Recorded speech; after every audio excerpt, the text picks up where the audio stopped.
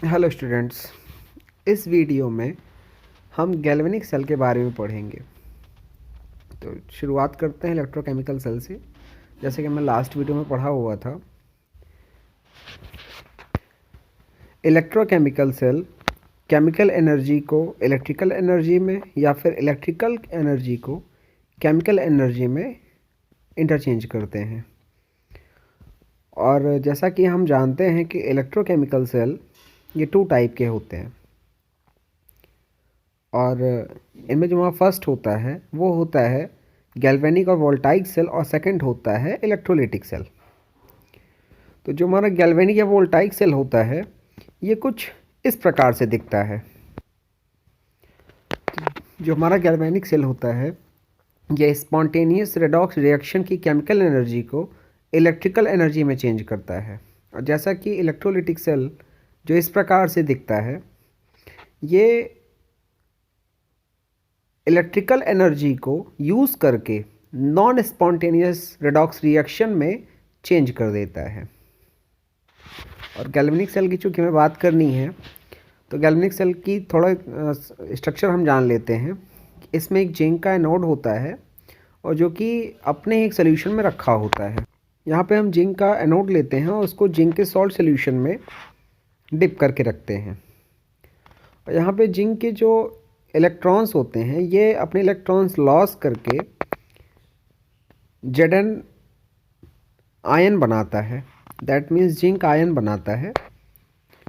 और इसको हम एक रिएक्शन की मदद से दिखाते हैं, जैसे कि आपकी स्क्रीन में दिख रहा है कि जिंक ने अपने इलेक्ट्रॉन लॉस कर दिए और ये जिंक आयन में चेंज हो गया।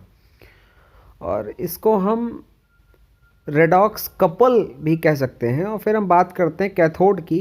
तो कैथोड में हम क्या करते हैं कि कॉपर की एक रॉड को लेके कॉपर के साल्ट सॉल्यूशन में डिप कर देते हैं। जब गैल्वेनिक सेल काम करता है तो कॉपर 2+ आयंस, ये आयंस गेन करके कॉपर एटम्स बना लेते हैं। और लेकिन ऐसा तब होता है जब हमारा गैल्वेनिक सेल वर्क कर रहा हो। और ये कॉपर एटम इस कॉपर की रॉड के ऊपर डिपॉजिट होने लगते हैं। और यहाँ पर भी इस इलेक्ट्रोड को हम एक रेडॉक्स कपल कहते हैं, और जो कि इस रिएक्शन को दिखाता है। कॉपर आयन था, इसने इलेक्ट्रॉन गेन किया, ये कॉपर एटम में चेंज हो गया जो कि सॉलिड स्टेट में होता है। यहाँ पर हम ये देख सकते हैं कि एनोड पर जिंक का ऑक्सीडेशन हो रहा है और इलेक्ट्रॉन्स रेड्यूस हो रहे हैं, और जबकि कैथोड पर इलेक्ट्रॉन्स कंज्यूम हो रहे हैं और कॉपर का रिडक्शन हो रहा है। अगर हम इन दोनों को आपस में कनेक्ट कर दें तो इलेक्ट्रॉन्स एनोड से कैथोड की तरफ फ्लो होने लगता है। It means that we can say that कि वायर में करंट फ्लो होने लगती है। और यहाँ पे जो ओवरऑल रिएक्शन हो रही है, सेल रिएक्शन, ये आपको नीचे स्क्रीन पर दिख रही है। इस रिएक्शन में जिंक ऑक्सीडाइज हो रहा है और कॉपर रिड्यूस हो रहा है। और अगर हम इस सेल को कुछ देर के लिए ऐसे ही छोड़ देते हैं तो ये रिएक्शन धीरे धीरे स्लो होने लगती है, इसकी गति जो है वो धीमी होने लगती है। इसका कारण यह है कि कैथोड और एनोड में चार्ज का एक्यूमुलेशन होने लगता है, और सेल को प्रॉपरली वर्क करने के लिए हमें इस चार्ज एक्यूमुलेशन को कम करना पड़ेगा, या फिर जो चार्ज यहाँ पे प्रोड्यूस हो रहा है उसको हमें न्यूट्रलाइज करना पड़ेगा। तो इसके लिए हम एक साल्ट ब्रिज यूज़ करते हैं, और ये साल्ट ब्रिज हमारा NaCl का बना होता है। ये साल्ट ब्रिज एनोड और कैथोड इन दोनों में अक्यूमुलेट होने वाले चार्जेस को न्यूट्रलाइज कर देता है। और जब ये सेल बहुत लंबे समय तक कार्य करते हैं तो एनोड के जो मेटल रॉड होते हैं इनकी थिकनेस धीरे धीरे कम हो जाती है, और वहीं जो कैथोड के रॉड्स होते हैं उनकी थिकनेस बढ़ जाती है।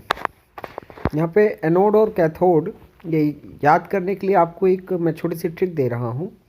जैसा कि जो हमारा एनोड होता है ये एक्चुअली डिपेंड करता है, एक वर्ड है लोन, और लोन में जो हमारा यल है इसका मतलब होता है लेफ़्ट साइड, और ओ का मतलब होता है ऑक्सीडेशन, और ए का मतलब क्या, एनोड है, मतलब जो लेफ़्ट में हो जिस पे ऑक्सीडेशन हो रहा हो, वो क्या है, एनोड। और यहाँ पे यन जो साइन है ये दिखाता है कि यहाँ पे नेगेटिव चार्ज, यहाँ पे नेगेटिव चार्ज होता है।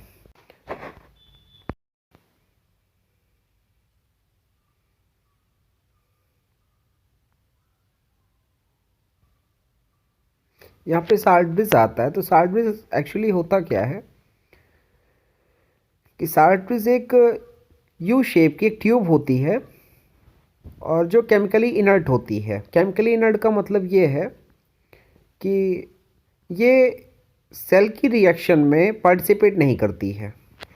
एग्जाम्पल जैसे KNO3, potassium chloride, sodium chloride, ये सारे एग्जाम्पल्स हैं। और एक चीज़ हमें और ध्यान देनी है कि ये होती है कि यहाँ पे साल्ट ब्रिज में जो हमारे कैटायन एनायन हो, इनकी जो मोबिलिटी हो ये इक्वल होनी चाहिए, जिससे जो न्यूट्रलाइजेशन प्रोसेस होती है एनोड कैथोड पर, ये दोनों तरफ एक इक्वलिटी बना के चले। और तीसरी बात जो यहाँ पे है वो ये है कि साल्ट ब्रिज ये सर्किट को, उस इलेक्ट्रिकल सर्किट को कंप्लीट भी करता है और ये इलेक्ट्रिकल न्यूट्रलिटी को दोनों इलेक्ट्रोड्स पे मेंटेन, मतलब एकदम अच्छे से बनाए रखता है। और ये सेल रिएक्शन की स्पॉन्टेनिटी को भी अच्छे से मेंटेन किए रहता है। और ये हमारा गैल्वेनिक सेल का IUPAC नोटेशन है।